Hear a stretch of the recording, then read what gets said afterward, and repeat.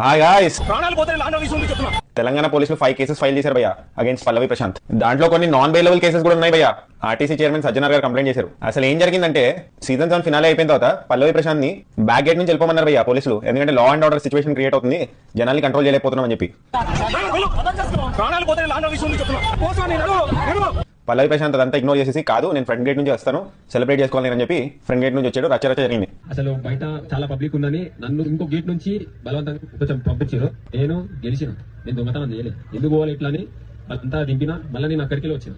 నువ్వు గెలిచావన్నా కరెక్టే, పోలీసులు చెప్పారు లా అండ్ ఆర్డర్ ఇష్యూ అవుతుందని, వెనకాల నుంచి వెళ్ళిపోమని. ఎందుకు అసలుకి సపోర్టర్స్ అందరూ అవుట్ ఆఫ్ కంట్రోల్ అయిపోయారు. చాలా మంది కంటెస్టెంట్స్ వాళ్ళ కార్లను పరగొట్టారు. అక్కడతో కాకుండా ఆర్టీసీ బస్సులను కూడా పరగొట్టారు భయ్యా. Total 6 buses పరగొట్టారు. సజ్జనార్ గారు ఎవరైతే ఉన్నారో ఆర్టీసీ చైర్మన్ చాలా సీరియస్ గా తీసుకున్నారు ఇష్యూని. అందుకే ఆయన పోలీస్ కి కంప్లైంట్ చేశారు. బిగ్ బాస్ టీమ్ ని స్టార్ మాని ఇంకా నాగార్జున ట్యాగ్ చేస్తూ ఒక ట్వీట్ కూడా చేశారు. ఆర్టీసీ బస్సులను ఎవరైనా ఏమైనా చేస్తే సహించము అని. మోరల్ ఆఫ్ ద స్టోరీ ఏంటంటే పోలీసులు చెప్పింది వినాలి. Nobody is above law.